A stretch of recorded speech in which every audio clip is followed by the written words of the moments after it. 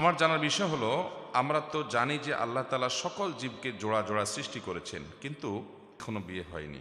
তাহলে কি আল্লাহ তার জোড়া সৃষ্টি করেন না? দয়া করে জানাবেন ভাই। এই প্রশ্ন কোত্থেকে ঢুকে গেল? যাই হোক ভাই, শুনেন, হাসির কথা না। আল্লাহ তাআলা বলেছেন ওয়া খালাকনাকুম আজওয়াজা, মানে কি? আমি তোমাদেরকে সৃষ্টি করেছি জোড়া জোড়া।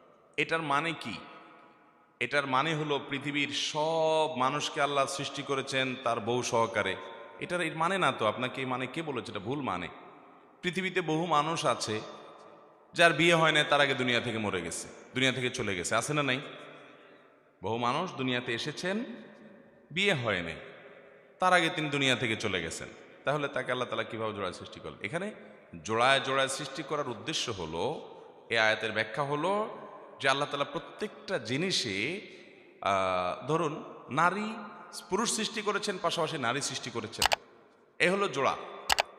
প্রত্যেক ব্যক্তির জন্য আলাদা আলাদা করে জোড়াই সৃষ্টি করেছেন। কেউই সিঙ্গেল থাকবে না পৃথিবীতে, এরকম কোনো অপশনাল রাখেন নাই। ব্যাপারটা কিন্তু সেরকম না।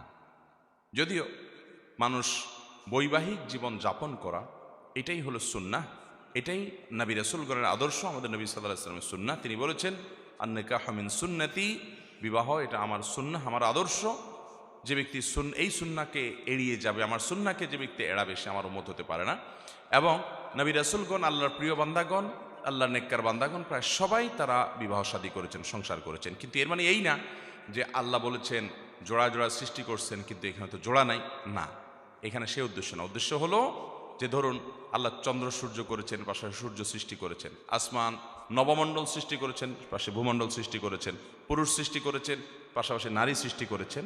এইভাবে আল্লাহ তাআলা জোড়ায় জোড়ায় সৃষ্টি করেছেন প্রত্যেকটা জিনিসকে। পাশাপাশি তার নেগেটিভ পজিটিভের মতো করে আপনার আল্লাহ রাব্বুল আলামিনের সৃষ্টি জগতে বৈচিত্র্য রেখে আল্লাহ তাআলা সৃষ্টি করেছেন, এবং প্রয়োজনীয়তা যা দরকার সেটা আল্লাহ তাআলা সেভাবে সৃষ্টি করেছেন। এটা উদ্দেশ্য।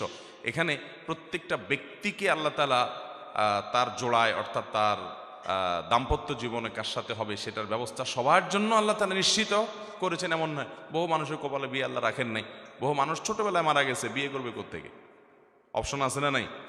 তাহলে সেক্ষেত্রে এই আয়াতের ব্যাখ্যা আপনাকে এটা কে বলেছে? কোনো মুফাসসির ব্যাখ্যা করেন নাই যে সবাই স্বামী স্ত্রী করে করে আল্লাহ সৃষ্টি করেছেন। তো পিচ্ছি যে মারা গেছে, মায়ের পেট থেকে দুনিয়াতে আসার পর 10 দিন পরে, 20 দিন পরে, 1 মাস পরে, তার কথা। অন্য আরও তো অনেকেই আছে এরকম।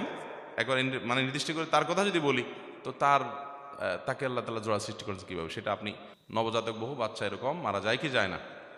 অতএব এই আয়াতের ব্যাখ্যা সেটি নয়, যেমনটি আপনি বুঝেছেন। এরপরে প্রশ্ন হলো, যদি রুমে কোরআন রেখে স্বামী স্ত্রী মিলন করে, সেটা জায়েজ হবে কিনা? জায়েজ হবে, এতে কোনো গুনাহ হবে না, এবং এটাকে কোনো গুনাহের বিষয় মনে করার কোনো কারণ নাই। ইচ্ছাকৃতভাবে কোরআন অমাননা না হলে, কোরআন আছে এক সাইডে কোনো একটা কিছুর উপরে, ওই ঘরে মানুষ তার ব্যক্তিগত যে সমস্ত বৈধ কাজ আছে, যে কোনো বৈধ কাজ সেখানে করতে পারে। এর কারণে কোনো কোরআনের প্রতি অসম্মান, এর গুনাহ হবে না।